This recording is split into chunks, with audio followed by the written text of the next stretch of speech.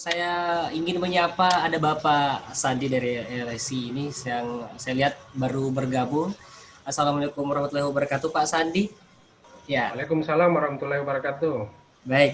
Baik Pak Sandi, tadi kita sudah banyak sekali ini berbicara tentang survei. Ini kalau dari pribadi Pak Sandi sendiri, survei apa sih yang betul-betul bisa dipercaya publik? Karena kalau kita lihat pasti ada pengaruhnya nanti pada saat rilis dari hasil survei itu. Tapi kalau kita lihat kan masing-masing lembaga survei kan pasti kerjanya serupa tapi tak sama lah. Pasti ada beberapa perbedaan dari hasil. Nah biasanya masyarakat ini bingung juga, loh kenapa lembaga survei ini biasanya memberikan hasil yang cukup beda jauh biasanya. Biasanya ada seperti itu. Jadi kita sebagai masyarakat awam biasanya bingung juga, ini lembaga survei mana sih yang paling bisa dipercaya. Nah kalau dari Pak Sandi sendiri seperti apa? Silahkan. Ya, jadi pertama-tama terima kasih banyak kepada Celebes TV. Maaf agak telat, soalnya ada pertemuan tadi. Eh, Nah, perlu dipahami bahwa survei itu kan produk intelektual yang sifatnya ilmiah begitu. Dan tentu secara etik, objektivitas dalam survei itu memang harus dikedepankan. Jadi, kalau misalnya ada eh, persepsi yang dalam tanda kutip mengatakan bahwa survei itu bisa diutak-atik, ya memang ada. Tetapi menurut saya eh, independensi itu adalah sebuah kekuatan dari survei itu sendiri. Nah makanya kalau bagi kami, meskipun sebenarnya ini saya buka-bukaan saja lah begitu, tidak semua lembaga survei memang pure melakukan sebuah riset politik semata, tapi biasanya memang mereka menggunakan atau menawarkan apa namanya jasa di mana itu sifatnya terbagi dua. Biasanya mereka menawarkan riset dan ada juga memang jasa pendampingan. Kami pun juga melakukan hal yang sama. Ada dua penawaran yang biasanya kita lakukan. Namun pada tataran praksisnya, eh, survei ini memang betul-betul kita jaga objektivitasnya, apalagi proses-proses yang kita lakukan saat melakukan riset ini betul-betul kita menjaga agar hasilnya itu sesuai dengan apa yang terjadi saat itu. Nah, ini penting. Kenapa? Karena kita perlu memotret situasi yang sebenarnya terjadi saat itu, sehingga eh, akan banyak hal yang kita bisa tangkap dan ini juga bisa kita publikasikan kepada eh, semua pihak yang memang punya interest terhadap hasil riset itu. Nah, eh, tantangan utama memang dari lembaga survei adalah menjaga trust itu, karena tidak bisa dipungkiri ada-ada saja memang oknum-oknum atau pihak-pihak tertentu yang berupaya memanfaatkan hasil riset yang ternyata sebenarnya itu tidak dilakukan juga. Nah, dalam proses pelaksanaan survei yang biasanya kita lakukan, kami itu selalu menekankan yang pertama SDM itu paling penting dan paling selektif untuk kita lakukan. Nah, kemudian termasuk juga dari sisi metodologinya itu juga harus terus diperhatikan dan proses pada saat surveyor misalnya melakukan riset di lapangan itu juga betul-betul harus dijaga quality controlnya karena tidak bisa dipungkiri kadangkala kendala-kendala di lapangan itu atau temuan-temuan kita saat melakukan pengawasan misalnya atau monitoring biasanya memang ada oknum-oknum yang ternyata melakukan cheating begitu. Jadi memang ada kesengajaan untuk mengaburkan data yang sebenarnya. Nah sehingga memang quality control itu perlu dijaga. Termasuk misalnya pada saat mengolah data. Mengolah data juga betul-betul harus kita perhatikan. Kami pun kadang-kala begini. Ketika misalnya hasil itu sudah ada, kemudian ingin disajikan, kami nggak langsung terima begitu saja. Kami kembali melakukan cross-check. Benar nggak penyajian data ini? Nah, kami sampai sedetail itu menyajikan. Karena bagi kami ini adalah produk intelektual dan kita punya beban moral di situ, sehingga kita menjaga kualitas dari hasil riset tersebut. Nah, memang belakangan ini sejak pilkada langsung dilakukan, sepertinya memang kadangkala tantangan lembaga survei itu ketika misalnya mereka bekerja sama dengan salah satu kandidat misalnya, kadangkala juga tantangannya itu pihak-pihak yang ada di lingkaran si kandidat itu kadangkala terkesan memaksakan politik survei untuk dilakukan. Padahal sebenarnya ada tujuan-tujuan ketika misalnya penyajian hasil riset itu dilakukan. Tidak serta-merta bahwa ketika misalnya si kandidat itu dalam posisi unggul, tidak serta-merta juga bahwa ketika misalnya kita sajikan ada bandwagon effect yang dihasilkan. Nah, itu juga perlu diukur karena menurut saya ada momentum yang harus menjadi pertimbangan. Kemudian begitupun juga variabel-variabel lain yang harus diperhatikan juga sebelum menyajikan hasil survei. Namun pada dasarnya saya meyakini per hari ini lembaga yang betul-betul memiliki kredibilitas, menjunjung tinggi profesionalisme, saya yakin mereka masih mengedepankan objektivitas itu. Nah, saya kira itu. Baik, terima kasih Pak Sandi. Saya kembali ke Pak Suwadi Idris. Pak Suwadi, tadi kita sama-sama dengar pernyataan dari Pak Sandi mengenai tetap objektivitas dari lembaga survei. Nah, untuk menjaga objektivitas pasti membutuhkan hati yang betul-betul bekerja secara profesional. Kita ambil contoh, saya sebut saja, kita lihat kemarin yang sempat disoroti Polmark. Nah, Polmark ini seakan-akan di mata masyarakat ini bisa membuat masyarakat ini agak bingung juga. Kenapa ini langsung ada hasil data survei ini dari mana seperti itu yang bisa mempengaruhi nanti pilihan masyarakat di pilkada nanti di Desember. Silakan Pak Suwadi. Ya, terima kasih. Wah, tadi sudah dipaparkan semua para pakar. Jadi begini, memang ketika kita berbicara survei itu, ada beberapa hal yang pasti terkait dengan survei itu. Misalnya contoh, ketika kebutuhan survei itu diarahkan untuk sebuah pemenangan politik atau menjadi dasar pijakan strategi politik para calon. Okay. Karena ada kata peribahasa yang mengatakan begini dari seorang ahli strategi di masa Cina kuno sana, Sun Tzu, kan dia mengatakan, kenali kelemahan diri sendiri dan kelemahan lawanmu. Kenali kekuatan diri sendiri dan kekuatan lawanmu, kemenangan sudah di tangan. Nah, itu kata Sun Tzu. Artinya memang untuk bisa mengenal kelemahan diri, kekuatan diri, kelemahan lawan, dan kekuatan lawan itu hanya bisa ditemukan melalui metode riset atau metode survei. Susah ketika tidak memulai dari survei. Kemudian disambung lagi kata Sun Tzu, kuasai medan, kemenangan akan sempurna. Seperti itu. Jadi maksud saya begini, kebutuhan survei itu kan pertama sesuai dengan yang disampaikan oleh Sun Tzu bahwa harus mengenal kelemahan, harus mengenal kekuatan, harus mengenal kelemahan dan kekuatan lawan. Itu fungsi utama dari survei. Kemudian fungsi kedua adalah menjadi data opini publik. Karena kan survei itu sangat dibutuhkan juga untuk meyakinkan elit politik. Misalnya ketika dalam sebuah proses perebutan dukungan partai politik, cenderung survei menjadi rujukan para elit politik untuk menentukan sikap. Seperti itu. Nah sekarang ketika sudah masuk pada tahapan pertarungan real karena sudah resmi dinyatakan maju atau misalnya berpotensi maju, karena ini kan belum diumumkan KPU ya, tapi saya melihat hampir pasti kalau 4 calon di Makassar ini kayaknya lolos menjadi pasangan.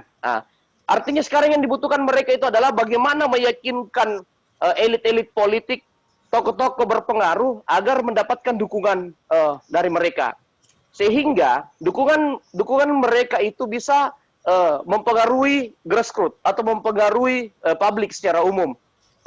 Kemudian yang kedua adalah memang tujuan survei itu biasanya itu untuk mempengaruhi masyarakat grassroots itu sendiri ketika itu sampai ke bawah kan seperti itu.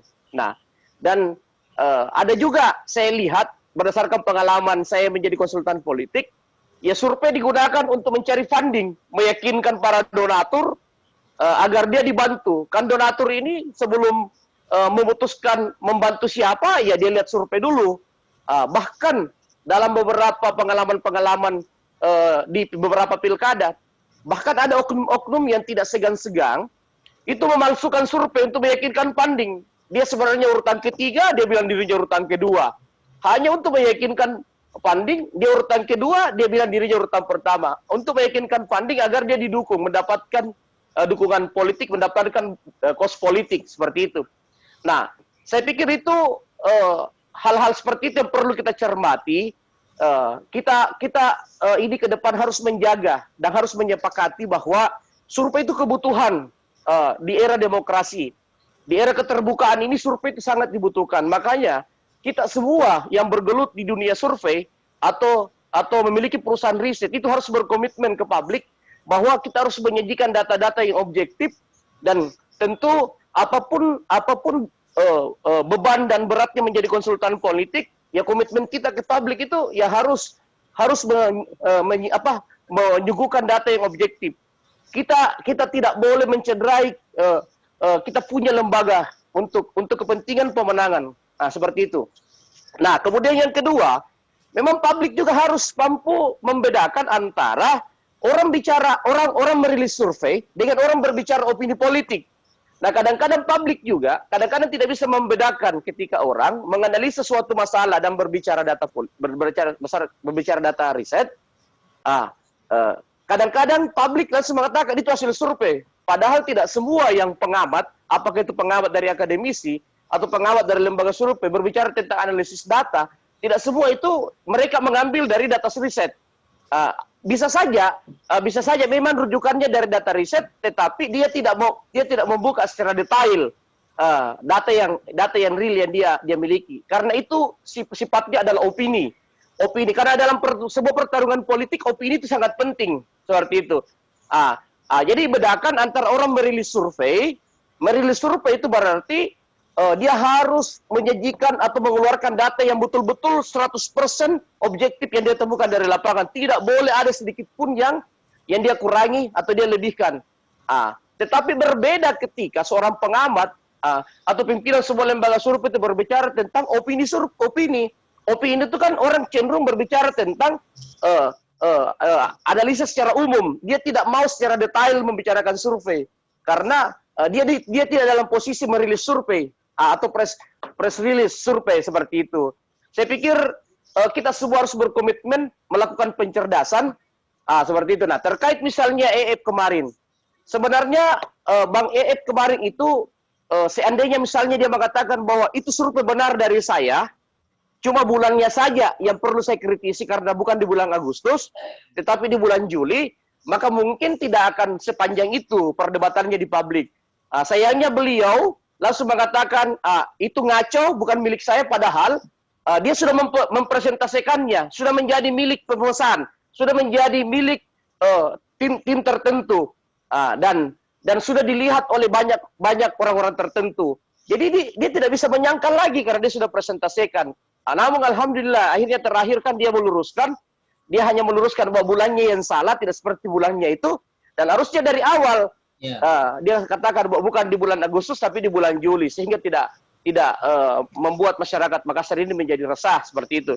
Ya, saya pikir kita semua akan selalu berkomitmen untuk menjaga bagaimana kita ini menyajikan data-data yang objektif dan bagaimana kehadiran kita ini mewarnai demokrasi, agar kehadiran kita ini memperkaya ruang-ruang demokrasi, bukan mempersempit, memperburuk ruang-ruang demokrasi. Saya pikir seperti itu sementara dari saya. Baik, terima kasih Pak Suwadi. Saya kembali ke Pak Normal Idrus. Pak Dr. Normal, ini ada inbox yang masuk di Instagram saya, dia nge-DM, ini pemirsa Selebes TV.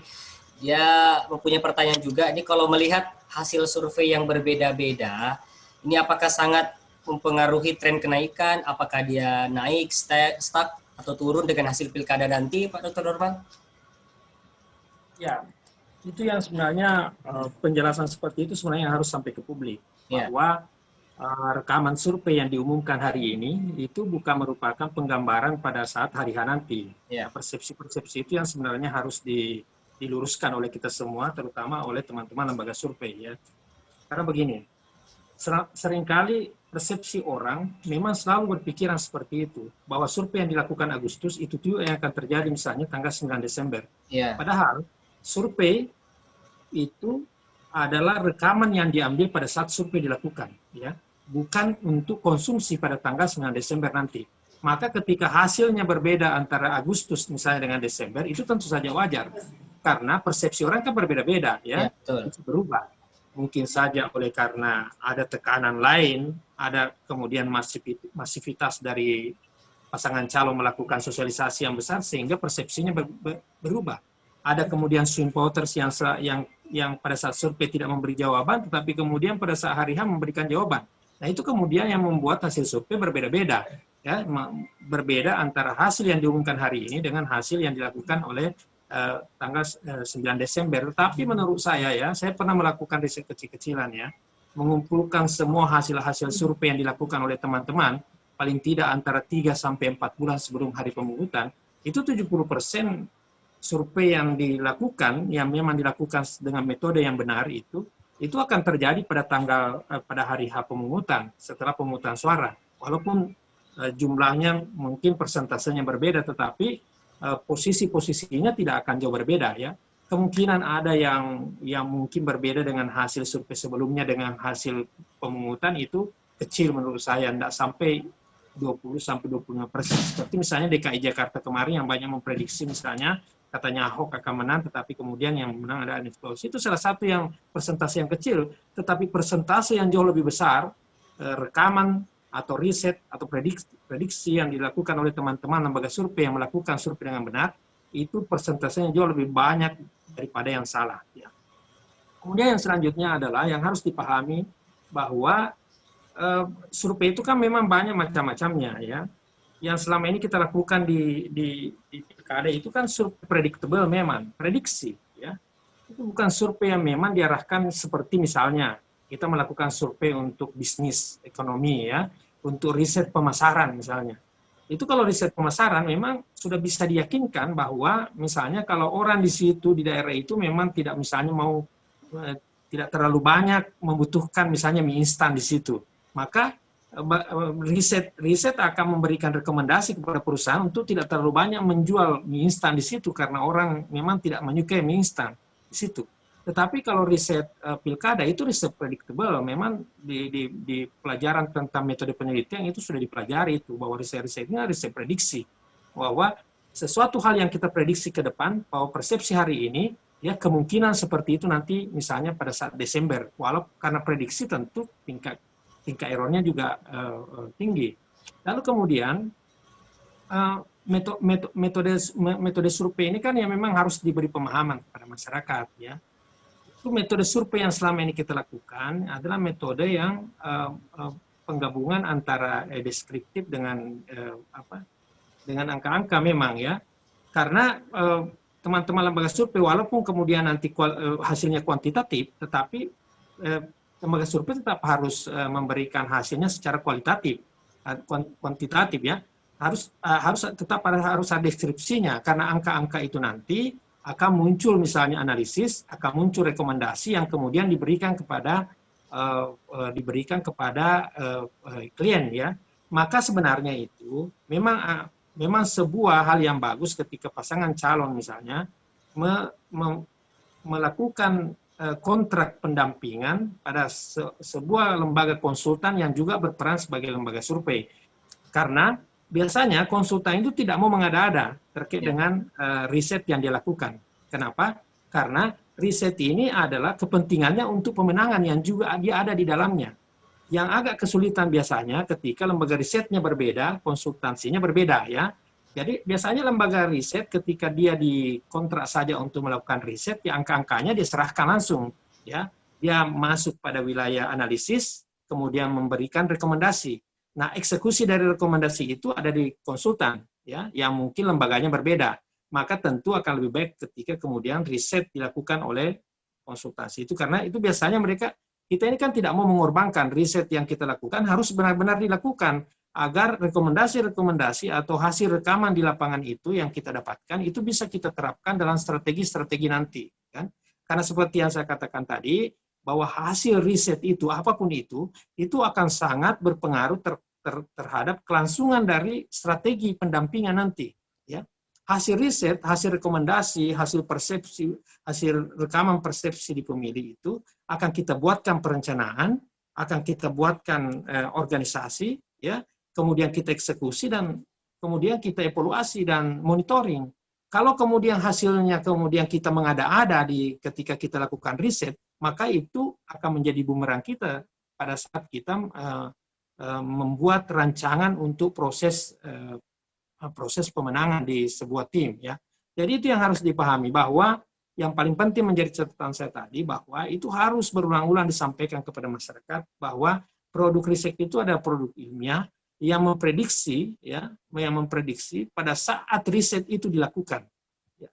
Persoalannya sekarang persepsinya orang selalu menyatakan bahwa riset yang diambil beberapa bulan sebelum hari H itu akan sama dengan riset pada saat hari H dilakukan. Jadi itu yang menjadi catatan poin penting saya. Terima kasih.